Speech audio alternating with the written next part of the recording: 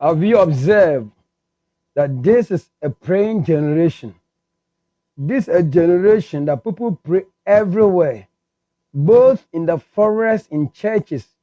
You see a lot of people are praying.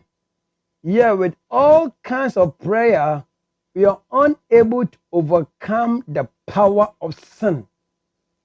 Irrespective of how long we pray and how effective we pray, if you are unable to overcome the power of sin and the desires of the flesh, your prayer is ineffective in the spiritual realm.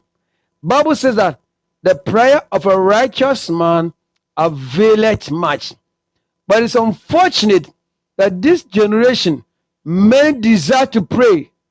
At dawn, people are praying. In the day, people are praying.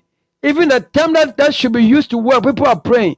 Yet this generation is the most sinful generation.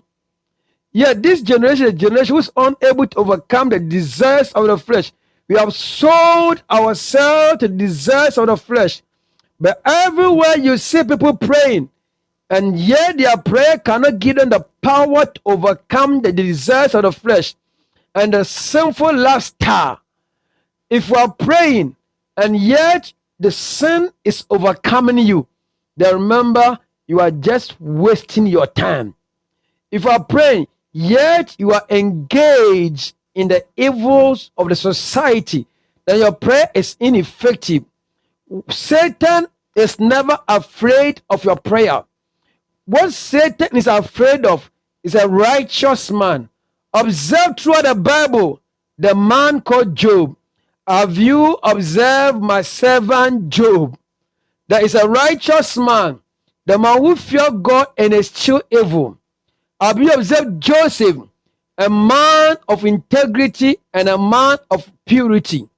These are the people Satan is afraid of. It is not our prayer that makes us Satan fearful, because Satan himself was a man with God. And until he becomes Satan, he understands all the strategies of the spiritual realm and the spiritual battle. Therefore, if you want your prayer to be effective and effectual, then be willing to depart from evil. Be willing to be and walk in the path of righteousness. If not, no matter how long we pray, you'll be a praying generation, yet a powerless generation. You'll be a praying generation, yet a weak generation. May God have mercy on you, so that you balance up your prayer with purity of life and purity of character.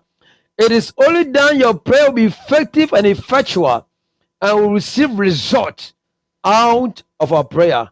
May God have mercy on us and teach us to pray effectively and powerfully